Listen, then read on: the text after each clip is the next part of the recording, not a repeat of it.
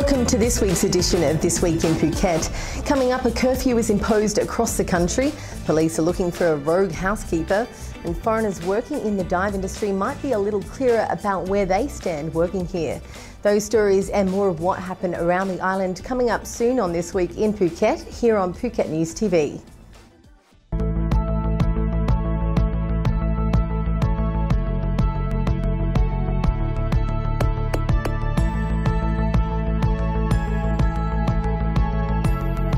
Buongiorno.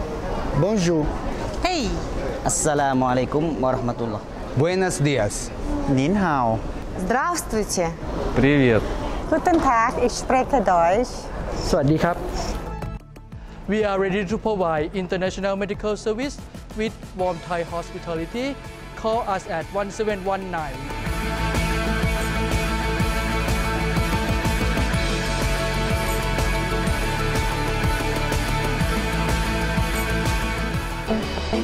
You're watching Phuket News TV and our weekly look at the main news stories. A man got a free flight home last week, but he didn't win it. He was actually extradited. Well-known German resident Detlef Gerard Huer, a prominent figure in the dive industry, was arrested at his house in Patong after a request from the Austrian embassy in Bangkok. It's understood the charge was allegedly over fraud or embezzlement. The accused is the founder of Eden Divers, known as Frankie, who operated out of offices in Patong but later moved to Khao Lak. After questioning, Huer was put on a plane to the capital and whisked off to Austria. The biggest story of the week came on Thursday last week when the military's National Peace and Order Maintaining Council declared a nationwide curfew hours after it seized power in the country. The Deputy Army spokesman, Winthai Suwari, in a nationally televised address, announced the curfew, which was enforced between 10 and 5 a.m. until further notice. Under the curfew, people throughout the country are prohibited from leaving their residences between 10 p.m. and 5 a.m, except after receiving permission from the authorities operating under the martial law. With the current curfew, supermarkets, shopping malls, cinemas and petrol stations have also had to adjust their opening hours. Elsewhere, foreigners in the diving industry are now a little clearer about where they stand in terms of working here. Officials from the Phuket Employment Office, police and reps of the dive industry met last Thursday to clarify the rules regarding foreigners working in the industry. At the meeting held at the Royal Phuket City Hotel, Yawapa Pipumpol from the PEO explained that a lot of foreigners working in the dive industry don't understand the nature of working illegally, according to their work permits, so they've been working in the wrong job or in the wrong place. He added that this has resulted in the recent arrests and complaints about extortion. Governor Maitri chaired the meeting, which was called to explain the rules and regulations to obtain a work permit that allows them to work anywhere in Phuket. In Thailand, there were 164 dive companies and 194 dive instructors, and a whopping 60% are here in Phuket. Now, officials are trying to get business operators to become members of the Association of Thailand Underwater Sports in order to close gaps in the law. Anyone hiring a housekeeper at the moment might want to do a background check, particularly this cleaner. Police are seeking information on a woman who, while working as a housekeeper, has been stealing money and jewellery from unsuspecting tourists in small hotels across Patong. Katu police say that more than 10 complaints have been filed. It's reported that the woman applies for jobs without ID or documents, saying she doesn't care how much she's paid and that she can provide her documents later. The latest complaint came from Carlson's Hotel in Patong, where she's believed to have stolen cash and a mobile phone before leaving.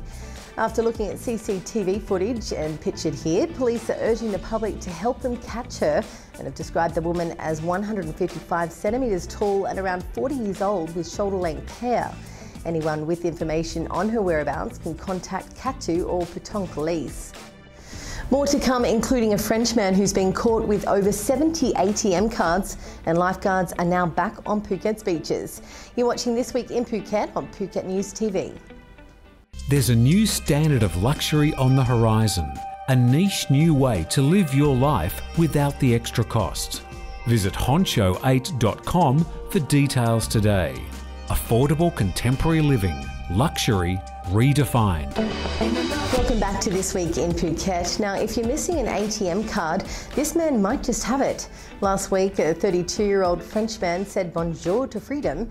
He was arrested in Patong on Saturday as police found 71 ATM cards, over 77 grams of marijuana and 2 bags of hashish. Police also found a fake passport on Nasi Jawad when he was nabbed at the parking lot of Patong Apartments at around 10 a.m. in the morning. A police investigation, with the help of Siam Commercial Bank, found that large sums of money had been withdrawn from an ATM machine in Lang. At a press conference at Phuket Police Headquarters, the Region 8 commander told local media that Jawad had been living in Thailand for 6 years, has no job and lives with his Thai wife, and is alleged to have withdrawn at least 200,000 baht recently. Along with charges of ATM fraud, he's also been charged with possession of drugs with intent to sell. Local officials believe that the curfew won't affect Phuket tourism. Right now it's low season on the island and the statistics show visitor figures have decreased by only 10%, which is apparently quite a small number and fairly normal for low season. Meanwhile, Phuket's Governor Maitri urged government officers from the National Peace and Order Maintaining Council to give flexibility to the island's tourists in regards to the imposed curfew. At a briefing of Southern governors and police chiefs last Friday, he emphasised that officers should give leniency to tourists in addition to religious goers who are out between the hours of 10 p.m. to 5 a.m. In another knock-on effect from this week's events, community radio stations on the island have been told by the National Broadcasting and Telecommunications Commission that they shouldn't be on the air. The NBTC explained that although private sector TV stations are allowed to broadcast, only government or government-affiliated radio stations may do so. As a result, radio stations like Phuket's Live 89.5 has been ordered to suspend broadcasting. This could change at any moment. Stay tuned. Patong's first female mayor is getting to work and rolling her sleeves up.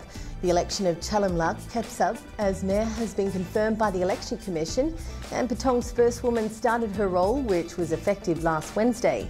She told the Phuket News that the first thing she's going to do is try to solve the flood problem, followed by the garbage problem, and then the so-called local mafia, where she wants to create a situation for those who are doing everything legally, not having to pay influential people. Chalamlak won the elections on the 26th of April with more than half the votes cast, leaving incumbent Mayor Pian Kisen with just 3,330 votes out of the 8,500 cast. Finally, lifeguards have returned to the island's beaches. They went back to the waves on Tuesday, May 27th after signing a contract with the Phuket Provincial Administration Organisation last Friday. The lifeguards are now asking for donations of jet ski rescue sleds like the one used in this rescue in Hawaii.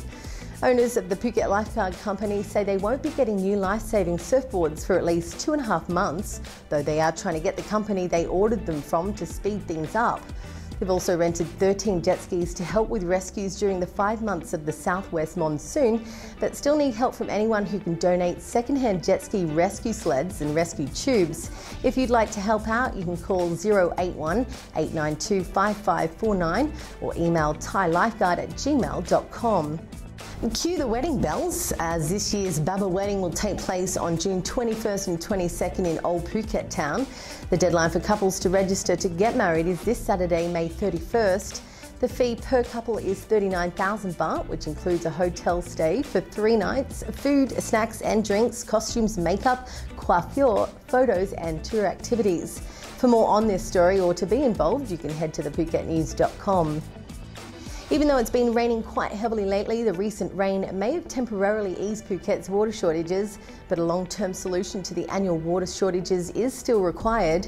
Ideas including desalination processes and perhaps a new dam for the island are being proposed, as authorities look at ways to combat the water shortages affecting the island every April and May. For the last month or so, areas in Phuket with water shortages have been supplied with water sourced by the local municipalities and the Aubergine in recent weeks. And thanks to the heavy rain lately, the situation now appears to be largely under control for now.